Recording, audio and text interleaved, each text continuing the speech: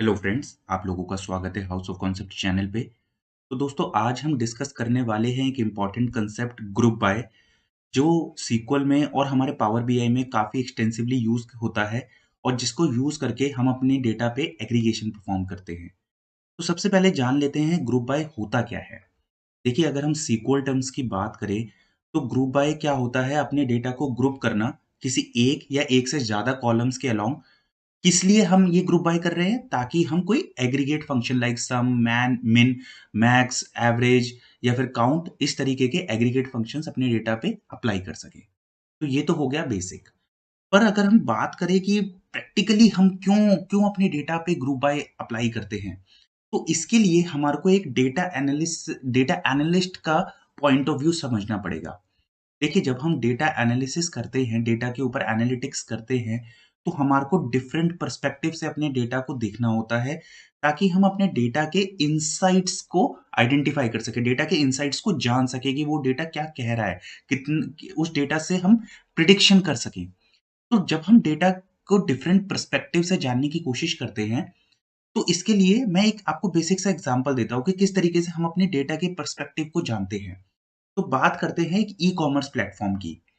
तो हमारे ई-कॉमर्स जब प्लेटफ़ॉर्म होता है, उसपे हर मिलीसेकंड में ट्रांज़ैक्शंस अकर होती हैं।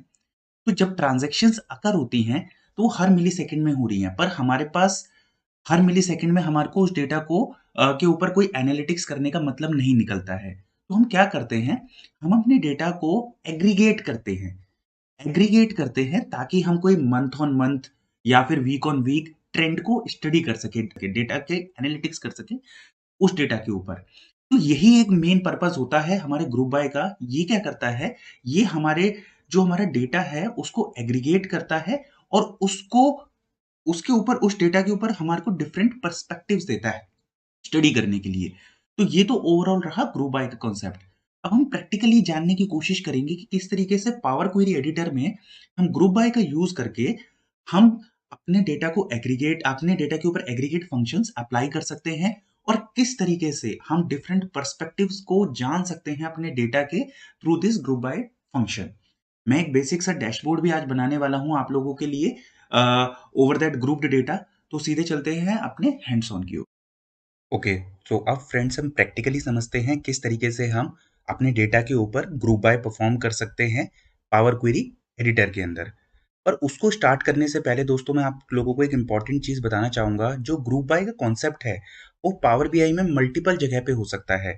या तो आप जब डेटा इंपोर्ट कर रहे हैं, तो पावर क्वेरी एडिटर में अपने डेटा पर ग्रुप बाय परफॉर्म कर सकते हैं। या फिर आप जब डेटा मॉडलिंग कर रहे हैं, तो डैक्स के थ्रू भी आप ग्रुप बाय परफॉर्म कर सकते हैं। तो आज हम पावर क्वेरी एडिटर में किस तरीके से ग्रुप बाय परफॉर्म किया जाता है, उसको डिस्कस करने वाले हैं। तो दोस्तों जो पावर क्वेरी एडिटर के अंदर ग्रुप बाय होता है वो 2 टाइप्स का होता है, एक बेसिक और एक एडवांस्ड। जब हम सिंगल कॉलम के अलोंग हम ग्रुप बाय करते हैं तो वो एक बेसिक ग्रुप बाय कहलाता है, और जब हम एक से ज़्यादा कॉलम्स के अलोंग अपनी वैल्यूज़ को ग्रुप बाय करते हैं तो हम उसको एडवांस्ड ग्रुप बाय कहते हैं। तो अब हम स्टार्ट करते हैं ग्रुप बाय करना अपने डेटा को। तो मैंने डेमो पर्पस के लिए एक सिंपल टेबल बनाई है कार सेल्स की, जिसके अंदर मैंने 4 कॉलम्स ले रखे हैं। पहला कॉलम है रीजन नेम, दूसरा है कंट्री नेम, तीसरा है हमारा टाइप ऑफ कार एंड चौथा है हमारा सेल्स अमाउंट। तो यहाँ पे मैंने कुछ डमी रीजन्स लिए हुए हैं, डमी कंट्रीज़ ली हैं, और टाइप के अंदर मैंने इलेक्ट्रिक और आईसी इंजन कार्स का डेटा उनमें बेसिकली डिपिक्ट किया हुआ है। और वो कार्स की बेसिकली कहने का मतलब है इलेक्ट्रिक कार्स की कितनी सेल्स हुई और कितनी आईसी इंजन की कार की सेल्स हुई है, उस सेल्स अमाउंट को मैंने यहाँ 4th कॉलम में डिपिक्ट किया है। तो अब हम अपना स्टार्ट करते हैं ग्रुप बाय, और मैं डिफरेंट पर्सपेक्टिव किस तरीके से ग्रुप बाय हमें प्रोवाइड करता है, उसको भी बताऊँगा यहाँ पे। तो सबसे पहले हम समझते हैं बेसिक ग्रुप बाय किस तरीके से होता है। उसके लिए मैं क्या करूँगा, अपनी जो हमारी कार सेल्स टेबल है, इसको मैं पहले रेप्लिकेट कर दूँगा ताकि आपको डिफरेंट पर्सपेक्टिव समझ आ सके। मैं इसी टेबल को सबसे पहले डुप्लिकेट कर दूँगा। यहाँ मैंने डुप्लिकेट कर लिया। तो सबसे पहले मैं करने वाला हूँ बेसिक ग्रुप बाय। इसके लिए मैं रीजन वाइज सेल्स अमाउंट देखूंगा कि कितनी सेल्स हुई है रीजन वाइज। तो मैं क्या करूंगा, रीजन को सेलेक्ट कर लूंगा। रीजन को जैसे ही सेलेक्ट करूंगा तो आप देख रहे होंगे यहाँ एक ट्रांसफॉर्म रिबन आता है। जैसे ही हमने इस ट्रांसफॉर्म रिबन पे क्लिक करेंगे तो यहाँ पहला ऑप्शन हमारा ग्रुप बाय ट्रांसफॉर्मेशन है। जैसे ही मैं इसको ग्रुप बाय करूँगा क्लिक, तो आप देख पाएँगे यहाँ पे मेरा जो कॉलम है, जो बेसिकली जो ग्रुप बाय सेलेक्ट होके आएगा डिफ़ॉल्ट, वो बेसिक टाइप का आएगा क्योंकि मैंने एक सिंगल कॉलम सेलेक्ट किया हुआ है। तो मेरा ये जो कॉलम, जो सेलेक्टेड कॉलम है, वो यहाँ ड्रॉप डाउन में आ जाएगा। हम चेंज भी कर सकते हैं, हम दूसरा कॉलम भी ले सकते हैं, पर अभी के लिए मैं क्योंकि रीजन वाइज़ टोटल सेल्स देखना चाहता हूँ, तो मैं रीजन कॉलम को ही एज़ इट इज़ छोड़ दूँगा। अब यहाँ पे बाय डिफ़ॉल्ट कॉलम का नेम आ रहा है काउंट। मैं इसका नाम चेंज कर दूँगा। मैं डाल दूँगा टोटल सेल्स बाय रीजन, ये हो जाएगा। ऑपरेशन में काउंट की जगह यहाँ पे सम ले लूँगा क्योंकि मेरे को टोटल सेल्स निकालनी है, और यहाँ पे मैं सेल्स अमाउंट ले लूँगा। जैसे ही मैं ओके क्लिक करूँगा, आप देख पाएँगे कि मेरी रीजन वाइज़ जो सेल्स हुई है, वो यहाँ पे बेसिकली समराइज़ फॉर्म में आ गई, ग्रुप बाय होके आ गई टोटल सेल्स। तो बेसिकली मैंने यहाँ सम टाइप का एग्रीगेट फंक्शन परफॉर्म किया और अपने डेटा को बेसिकली ग्रुप बाय कर दिया अक्रॉस रीजन नेम। तो रीजन बेसिकली हमारा एक नॉन न्यूमेरिक कॉलम होगा, और जो एग्रीगेट फंक्शन हम परफॉर्म कर रहे हैं सम का, वो हम एक न्यूमेरिक कॉलम पे परफॉर्म करेंगे। तो ये तो हो गई बेसिक ग्रुप बाय। हम यहाँ पे इसका नाम दे देंगे basically total sales by region. अब हम एडवांस टाइप की ग्रुपिंग भी देखेंगे। तो सबसे पहले मैं अपने दूसरे डेटा टेबल को सेलेक्ट करूँगा। यहाँ पे मैं क्या करूँगा, 2 कॉलम्स के अक्रॉस ग्रुप बाय करूँगा। सबसे पहला कॉलम मेरा हो जाएगा रीजन नेम, दूसरा मैं ले लूँगा कंट्री नेम। मैं कंट्रोल से दोनों कॉलम्स को सेलेक्ट कर लूँगा। अपने ग्रुप बाय ट्रांसफॉर्मेशन पे जाऊँगा। जैसे ही मैं इसको क्लिक करूँगा, आप यहाँ देख पा रहे होंगे बेसिक अपने आप यहाँ पे डिसेबल्ड हो गया क्योंकि यहाँ पे मैंने एक से ज़्यादा कॉलम को सेलेक्ट कर लिया है। तो जैसे ही तो बेसिकली यहाँ पे आप देख पा रहे हैं एडवांस्ड को हमारा इनेबल्ड है। तो हमारे 2 कॉलम जो हमने कंट्रोल से सेलेक्ट किए थे, रीजन नेम और कंट्री नेम बाय डिफ़ॉल्ट आ गए हैं। बेसिकली हम इनसे ज़्यादा भी कॉलम ले सकते हैं ऐड ग्रुपिंग करके, पर अभी हमारे को 2 कॉलम्स के अलोंग ही अपने सेल्स फिगर को देखना है। तो हम रीजन वाइज़ और basically region and country wise ही टोटल सेल्स की फिगर को ग्रुप बाय कर रहे हैं। तो यहाँ पे मैं कॉलम का नाम चेंज कर दूँगा, टोटल सेल्स डाल दूँगा यहाँ मैं। इसके बाद काउंट की जगह मैं समेशन ले लूँगा, और जो हमारा कॉलम होगा जिसके ऊपर हमें समेशन, ये जो सम ऑपरेशन परफॉर्म करना है, वो हमारा होगा सेल्स अमाउंट। इसको मैं ओके कर दूँगा। तो आप देख पा रहे हैं कि हमारी रीजन एंड कंट्री वाइज़ जो सेल्स हुई है, वो फिगर एग्रीगेट होके आ गई है। बेसिकली हमने ग्रुप बाय कर दिया अक्रॉस रीजन एंड कंट्री, और जो हमारी जो सेल्स थी उसको हमने एग्रीगेट कर दिया।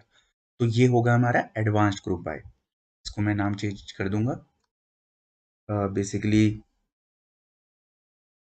Total sales by region and country. अब दोस्तों मैं एडवांस्ड में जब एडवांस्ड बेसिकली ग्रुप बाय कर रहा हूँ, तो एक पर्सपेक्टिव और डेटा का लूँगा। वो बेसिकली क्या होगा कि एक रीजन के अंदर किस तरीके से आईसी इंजन की कार की सेल्स हुई है और कितनी बेसिकली इलेक्ट्रिक कार की सेल्स हुई है, इसका भी मैं एक पर्सपेक्टिव गैदर करने की कोशिश करूँगा। इसके लिए मैं क्या करूँगा, अपनी तीसरी डेटा टेबल की तरफ जाऊँगा। यहाँ पे क्या करूँगा, मैं रीजन कॉलम को सिलेक्ट कर लूँगा और टाइप ऑफ कार को सिलेक्ट करूँगा। 2 कॉलम हो गए। अब एक से ज़्यादा कॉलम है, तो ऑटोमेटिकली हमारी एडवांस्ड ग्रुप बाय पे चला जाएगा। जैसे आप यहाँ देख रहे हैं, मेरा advanced group by auto select होके आ गया है। मैंने रीजन नेम लिया है और टाइप ऑफ कार ली है। मेरे को काउंट नहीं चाहिए, मेरे को टोटल सेल्स चाहिए by region and by type. मैं ऑपरेशन में समेशन परफॉर्म कर दूंगा। आप यहाँ देख रहे हैं, आप मल्टीपल ऑपरेशन यहाँ परफॉर्म कर सकते हैं, सम, एवरेज, मीडियन, मिन, मैक्स। अभी मेरी रिक्वायरमेंट सम की है। मैं यहाँ पे कॉलम को, जो हमारा एग्रीगेट कॉलम है, क्योंकि हमें फ्रेंड्स ये ध्यान में रखना है कि जो हमारे ऑपरेशन है बेसिकली ये जो इस तरीके के सम, एवरेज, मिन, मैक्स, इस तरीके के जो एग्रीगेट ऑपरेशंस होते हैं, ये हम एक न्यूमेरिक कॉलम पे परफॉर्म कर रहे हैं। तो बेसिकली मैं इसको ओके कर दूंगा। तो अब आप देख पा रहे हैं मेरे पास टोटल सेल्स की फिगर आ चुकी है, जो एक एग्रीगेटेड फॉर्म में आई है। अक्रॉस एग्रीगेशन किसके अलोंग कर रहे हैं हम, टाइप ऑफ कार के according and type of car के अक्रॉस एंड रीजन नेम के अक्रॉस, डिफरेंट रीजन्स के अक्रॉस। तो इस तरीके से हमने एक और पर्सपेक्टिव डेटा का ले लिया एग्रीगेट करके अपने डेटा को। इसका नाम मैं दे दूंगा total sales by region and type. तो इस तरीके से दोस्तों आप यहाँ देख पा रहे हैं, मैंने 3 डिफरेंट अपनी डेटा टेबल्स बना ली for gathering 3 different perspectives by using the group by transformation. अब मैं इसके through in different data tables के थ्रू किस तरीके से एक बेसिक डैशबोर्ड हम डिज़ाइन कर सकते हैं to visually to visually gather the insights, किस तरीके से उन पर्सपेक्टिव्स को विजुअली हम चेक कर सकते हैं, आइडेंटिफाई कर सकते हैं या फिर उनको अंडरस्टैंड कर सकते हैं पर्सपेक्टिव्स को, उसको समझाने की कोशिश करूँगा एक बेसिक डैशबोर्ड के थ्रू। तो सीधे बनाते हैं अपना डैशबोर्ड इन डेटा टेबल्स का यूज़ करके। ओके, सो फ्रेंड्स हमारी यहाँ पे ग्रुप टेबल्स आ गई हैं। मैंने पावर क्वेरी एडिटर से मैं बाहर आ गया हूँ क्योंकि मेरे को एक बेसिक विजुअलाइजेशन परफॉर्म करनी है। तो मेरे पास यहाँ पे डिफरेंट बेसिकली ग्रुप टेबल्स हैं। एक टेबल है हमारी, मैं एक बार इसको बड़ा करके आपको दिखा देता हूँ। एक टेबल है मेरी टोटल सेल्स बाय रीजन की, एक है मेरी total sales by region and country, total sales by region and type. देखिए दोस्तों, मैंने ये 3 टेबल्स बनाई हैं आपको समझाने के लिए। आप सिंगल डेटा टेबल का यूज़ करके भी एक डैशबोर्ड बना सकते हैं डिफरेंट पर्सपेक्टिव्स को गैदर करने के लिए। पर क्योंकि आप लोगों को बेसिक ग्रुप बाय क्या होता है और एडवांस्ड ग्रुप बाय क्या होता है, इसका कॉन्सेप्ट समझ आ सके, इसीलिए मैंने यहाँ पे 3 डेटा टेबल्स के थ्रू 3 डेटा टेबल्स आपको बना के इस कॉन्सेप्ट को समझाने की कोशिश की। तो अब हम बनाएँगे एक बेसिक डैशबोर्ड अपना कि किस तरीके से हम इस एग्रीगेटेड डेटा पे पर्सपेक्टिव्स को आइडेंटिफाई करेंगे। तो उसके लिए सबसे पहले दोस्तों यहाँ पे आप जैसे देख पा रहे हैं डिफरेंट विजुअल्स हैं हमारे पास। तो सबसे पहले मैं यहाँ पे लूँगा एक डोनट चार्ट को यूज़ करूँगा मैं। और इसके लिए मैंने पहली टेबल्स को सेलेक्ट किया है टोटल सेल्स बाय रीजन।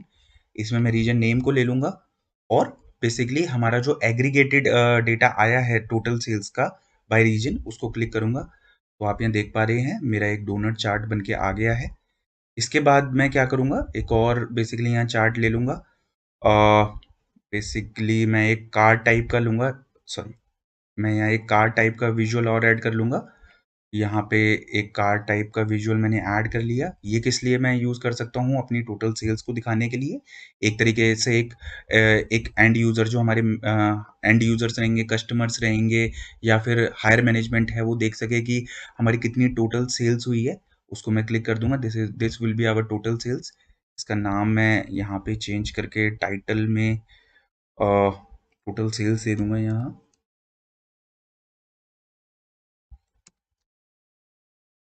मेरी ये टोटल सेल्स हो जाएगी।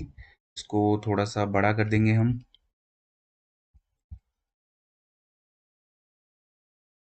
ठीक है, इसको सेंटरी अलाइन कर दिया हमने यहाँ पे और विजुअल में जाके मुझे ये कैटेगरी लेबल नहीं चाहिए तो मैं इसे हटा दूँगा। तो इस तरीके से मेरा एक कार्ड विजुअल आ गया। इसके बाद मैं करना चाहता हूँ एक मैट्रिक्स टाइप का विजुअल ले लूँगा। मैट्रिक्स टाइप में मैं बेसिकली रीजन और किस तरीके से किस टाइप की सेल हर रीजन में हुई है, किस टाइप ऑफ कार की सेल्स कितनी हुई है हर रीजन में, उसको ले लूँगा। तो सबसे पहले मैं रीजन को रोज़ में रखूँगा, टाइप ऑफ कार को कॉलम्स में डाल दूँगा और अपनी सेल्स को मैं वैल्यूज़ में रख लूँगा। यस, एक अच्छा विजुअल हमारे पास बन के आ गया है यहाँ पे। और अब हमारा एक data perspective region and country का रह चुका है। उसके लिए मैं एक बार अपना यहाँ पे एक बेसिकली क्लस्टर्ड कॉलम चार्ट ले लूँगा। जैसे ही मैं इसको सेलेक्ट करूँगा, यहाँ पे मेरा क्लस्टर्ड कॉलम चार्ट आ जाएगा। तो एक्स एक्सिस पे सबसे पहले मैं रखूँगा रीजन को, उसके बाद मैं के नीचे एक हिरार्कियल रिलेशनशिप क्योंकि मैं बनाना चाहता हूँ, तो region wise and then country wise ऐसे एक हिरार्कियल रिलेशनशिप बना लूँगा यहाँ पे। और टोटल सेल्स को मैं वाई एक्सिस पे रख लूँगा।